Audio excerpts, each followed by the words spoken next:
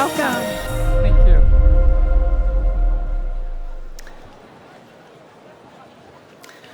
Hi, everyone. In 2007, I left a perfectly good job at McKinsey to create an app together with 2 colleagues. Now, this was before most people knew what an app was. Apple had not introduced the App Store yet, and we had to explain people that an app is a program that you download to your phone. Your Nokia phone, of course, since Nokia was the only smartphone at the time. The app was one of the first running apps. It was about making fitness fun, and it was later acquired by Under Armour. Then, in 2016, I was on a bus in Copenhagen, and I started chatting with the woman next to me. She showed me another app on her phone.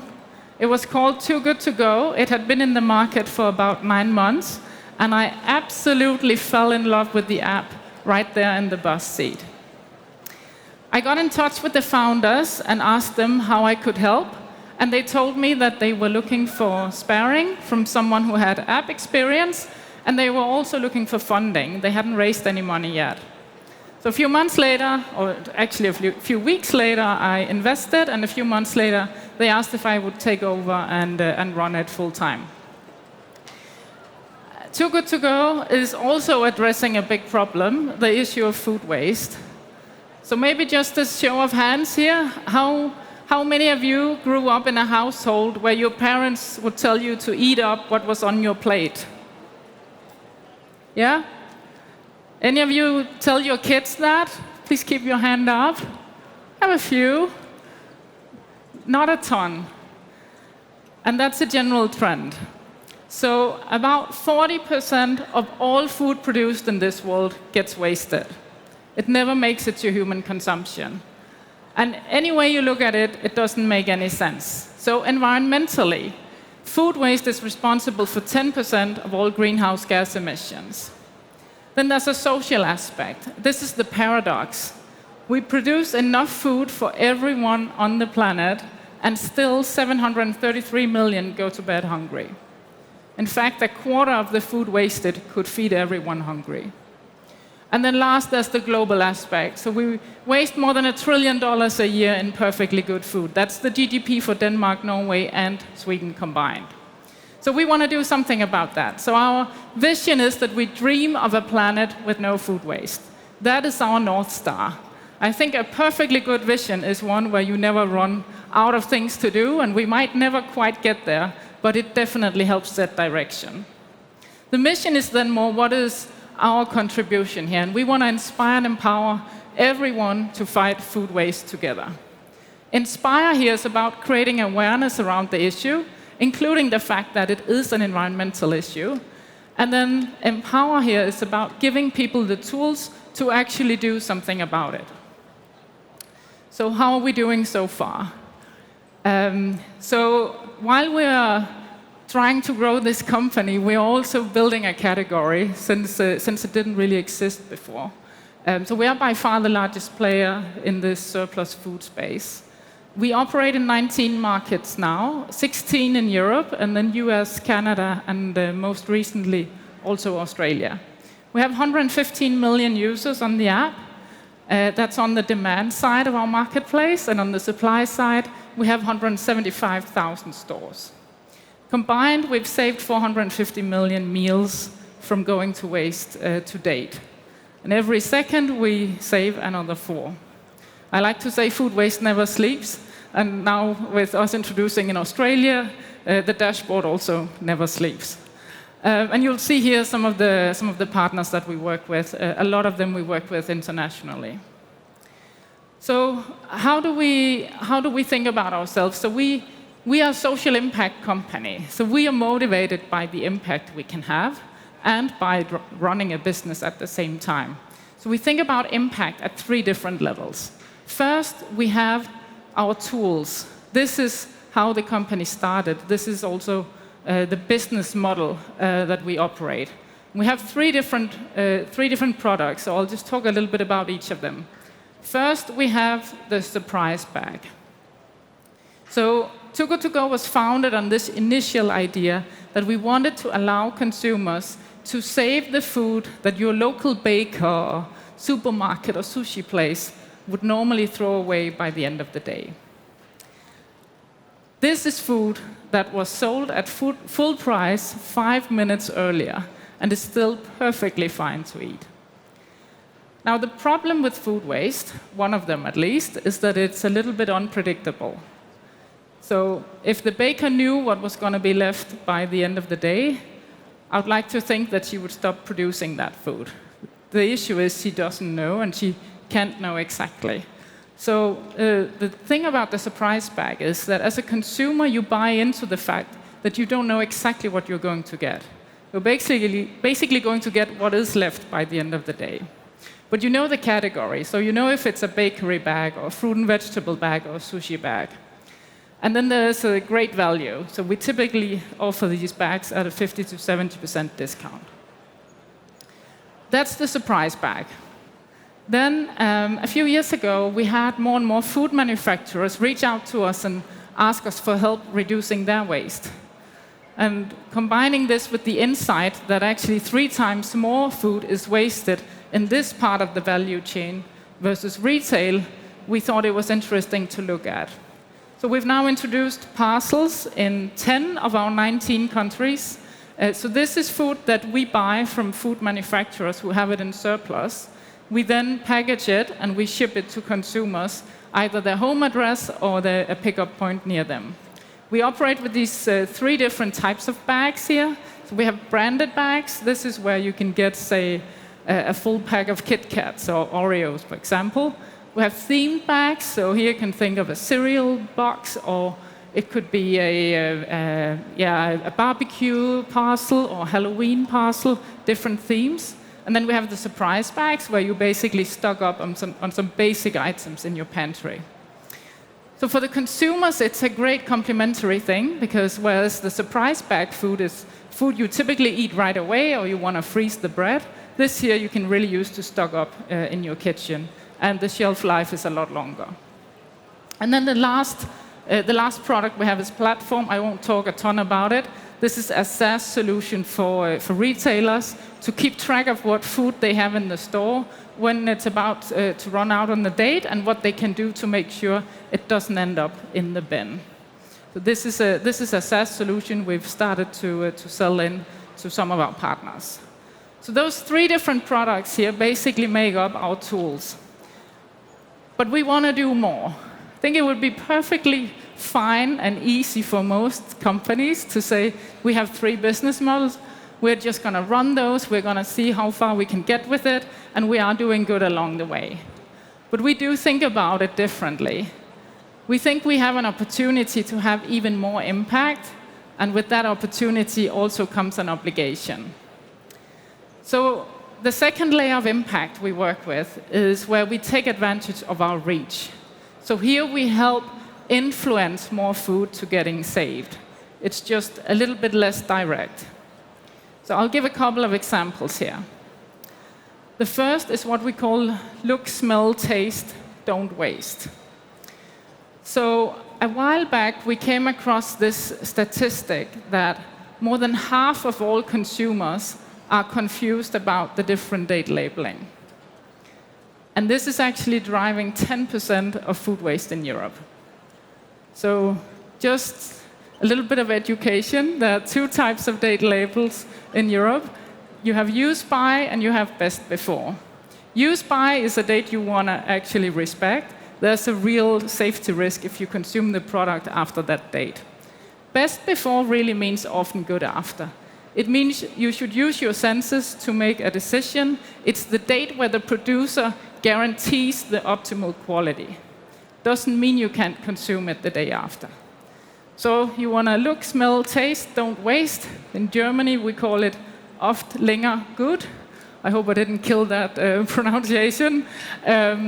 But it has different names in different countries. We've launched it in 13 countries now.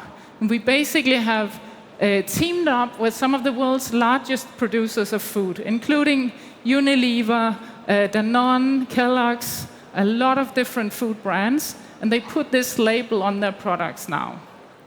So we work with 550 brands. It's on 7,000 different products, and it's printed 6 billion times a year now. So that is an example of having impact. There's no revenue in it. We don't make a dime on it. We also don't pay anything, and we do get the brand out. And we do surveys with Kantar every year on the impact of it, and we can actually see from research that it does help educate consumers, and as a consequence, they do throw away less food. So just one example of having impact beyond kind of your normal business case, but I think there is still a real value in it also commercially. Another one is one I'm also quite passionate about. I think there's something generational happening right now. So my grandmother's generation, both of my grandmothers really, they're characters. The older one is 101, and they both grew up or lived during the Second World War, and they both remember a time where we didn't have enough food, and kind of the relationship they have with food is so different. And when I then now today look at my kids and that generation and even my own generation, it's an entirely different relationship we have with our food. So we thought, how can we bring this education, this awareness into the classroom at a much younger age? I think we're making the bet that we have to educate the kids and have them educate the parents by now.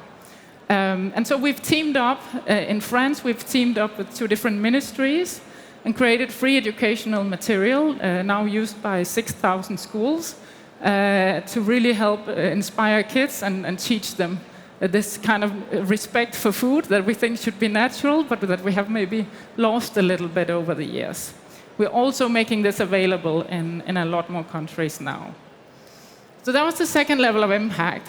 Then the third level of impact, that is a little bit more weird for many people and also for some of our team members.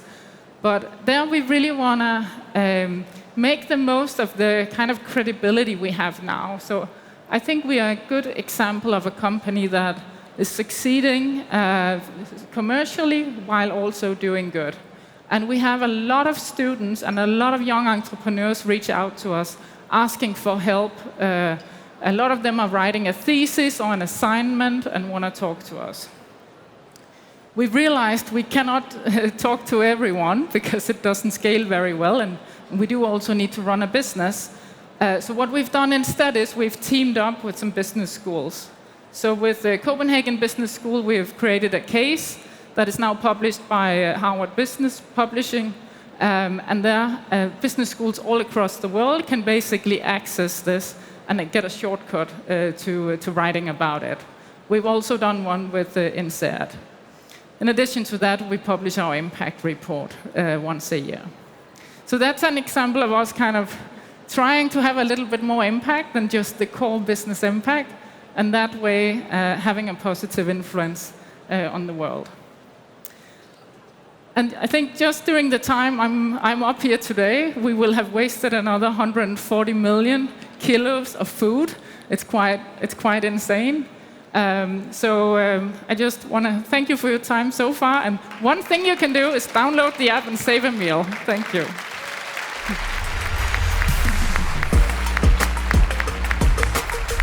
Stand up. Thanks, Mette. So inspiring that you were able to, it's kind of the unicorn for, for the environment, to create a business where you're actually able to make a profit, but actually also doing good in the world. Is there ever a tension for you between profit and doing well? Do you have an internal framework, or how do you weigh that out? Say, when it comes to the packaging you use, where maybe the perfect option is not economically viable. How do you think about that? Yeah, so I think overall we really try to design the whole company in a way where the two are aligned. So, for example, our business model is one where we only have revenue if we save food from going to waste. There's no other way for us to have any revenue. So those two are aligned. And another example is the main KPI across the company, and the one everyone knows, is how many meals have we saved. it's not what was the revenue last month. I don't think anyone actually knows that. But it's really how many meals did we save. Everyone knows that. And I think that alignment around it, and at the same time, this also makes business sense, right? Because the revenue is linear with how many meals we save. But just making sure that we keep that impact front and center is super, super important. And then there are times where, we, for example, with our parcels, we have packaging. But then we look at what's the environmental impact of that packaging versus actually saving that food from going to waste. And packaging is a relatively small part of the footprint for any food product. It's really the food production itself. And you're so deeply integrated with the producers, with the retailers, that you've probably learned a lot about how the process works. And I'm interested also about the new SaaS product you have. Yeah. Are you finding ways to help them optimize so there is not the food waste, but then that could impact your your business if you're reducing the food waste? How does that work? Yeah, so I think for any food company, best practice when it comes to reducing food waste is to have a hierarchy of solutions. And of course, the best thing you can do is to prevent it from happening in the first place. So a lot of effort for most companies go into that. And then I think no matter how great AI gets, there will probably still be some food left by the end of the day. If you think about your local bakery, I think it will still be hard to predict exactly how many bagels to produce. So for that food, we want to make sure we have a couple of different solutions for them. Just pulling back a bit, since these are a lot of people maybe marketing and looking to acquire customers, you talked a little bit about how you had built a successful app that you sold to Under Armour before, and now also growing Too Good To Go to over 100 million users. What kind of marketing strategies are you seeing, or how are you acquiring your users? Is it mainly in real life? Are you using certain marketing channels that really convert well? Maybe you could talk a bit about that. Yeah. So I think overall the most important thing is to build a really great product. And with both Endomondo and now Too Good To Go, our focus has really been on delivering an experience that really exceeds expectations and makes people want to share it with their friends. So the vast majority of our 150 million users have come organically. So word of mouth. Either from friends, or we also are quite active with PR because we have found that that is an efficient way for us also to get new stores on board and just get the word out. Of course, we also do some more traditional paid advertising, but it really is mostly organic. And I'm curious, is there a typical profile of a Too Good To Go user? Yeah, so Too Good To Go users come in every shape and form. In some countries, we have half the population on the app now, so it's not a niche product. But I think the typical user is a young parent who have kind of a new perspective and a new sense of responsibility in life, and uses it both to do good, show the kids, about the food, and also there's a good deal to be made. And with sometimes half the population, have you had any pushback from retailers who say, oh wait, people are now changing their behavior, they're waiting to buy the Too Good To Go surprise bag versus buying directly from me before? Has that become an issue at all? Yeah, that would be a cannibalization concern. We do sometimes hear about it when we talk to stores initially. It never comes up again, and I think the reason is that it is a surprise bag. So as a consumer, you cannot really plan for it. So like if you need that exact product, you have to go and buy it at full price. You have no way of knowing if you'll get it in your bag. And for that reason, it's not actually a thing. And then the other thing is that Too Good To Go actually drives a lot of marketing for our partners. So with 150 million users on the app, and we can see that about a quarter of our users go who go to a store go there for the first time after discovering it on Too Good To Go. And we also have data on how much they buy at full price and how much they spend in store. So when you do the net, it's definitely a positive on the market. That's powerful. And I imagine a lot of people love this element of surprise. Yeah. Like, do people do Too Good To Go unboxing videos? Or they definitely do. We have sometimes these unpacking experiences really go viral, and of course it's organic. We don't know about it. Yeah. We had one in UK a while back. We call it Cheesegate, but the amount of cheese this user got was obscure. I mean, nobody needs that much cheese, but he could freeze it. Also, you know, it sounds from the outside like an overnight success, but I know you've been working on this nearly 10 years now. And there's a lot of complexity to the model you have of working with the suppliers, also acquiring the users.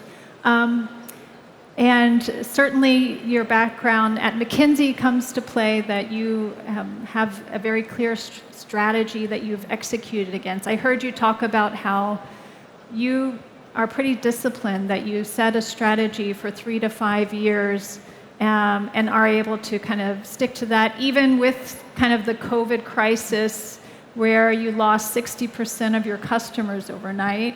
Can you talk a little bit more about how you approach that, you know, setting a strategy, sticking to it? Any advice for some leaders here, you know, even in a difficult situation where some of them might be facing tariffs or other things, of how they can navigate that? Yeah, so I think overall I'm a big believer in this idea that to really build something, you have to be patiently impatient. So like every day you have to fight like there's no tomorrow, but you have to do that for many days in a row. And I think part of that mindset is also when we build a strategy, really what you define is everything you want to say no to. Mm-hmm. And you have to stick with that to keep the teams focused and make sure everyone understands the direction. Then of course sometimes the terrain changes, and when the map changes from the terrain, you have to go with the terrain. Like a pandemic. Yes. So for us, the pandemic was very dramatic. It was super tough for a lot of our partners. They had to shut down their kitchens. When kitchens are shut, there's also no surplus food for us to save. We lost 60% over 10 days. And at that point in time, we sat down and we made a model for how we thought the next months were going to play out, which is, of course, I mean, it was very hard. Nobody knew. And I think the uncertainty there was maybe the hardest part, not knowing if it would take 1 or 10 or if we would ever come back to normal. But we did that. We built a budget around it. Then we got all our shareholders together. And at that time, we only had private business angels and, people we knew. And we had I'll never forget that phone call, of course, or video call, because we couldn't meet. But it was really one of those times where investors were like, this is shoulder to shoulder. Now we have to raise enough money that we can keep the team on board. And we raised that in a week and managed to keep everyone on board. That's impressive. Wow. And then the world came back slowly but steadily. It took 5 months. Yeah. You have to have a lot of conviction and belief in your team to do that. That's great. Well, maybe we'll take one question from the bar before we wrap up. So one quick question. So 15 years ago, we had a similar development in the fashion industry. A lot of shopping clubs have been built, Limango, Von Privé, and others. And the industry that was producing fast fashion then started to game this industry. They started to produce for those shopping clubs. And my question is, how do you prevent this for your business? Because if I was like a smart ice seller, I would use your app actually to sell cheaper ice at the end of the day, just to gain new customers, as you just said in your speech. How do you prevent this? Yeah, I mean, so the first thing is, it's pretty clear in our terms that Too Good To Go is for surplus food only. That being said, I think the economics of doing that also don't make any sense. Then there would be cheaper marketing channels. The whole thing here is that it's food that would have been thrown away. And that's how the financials kind of add up. So it is not actually something we see making sense, and I think our partners in general are keen on reducing the waste as much as they can without cutting into their revenue. Maybe narrower margins in Yeah. the food industry. Yeah. Then. And a lot of them want to make sure that if you visit the store an hour before closing, you still have some selection and options. Yeah.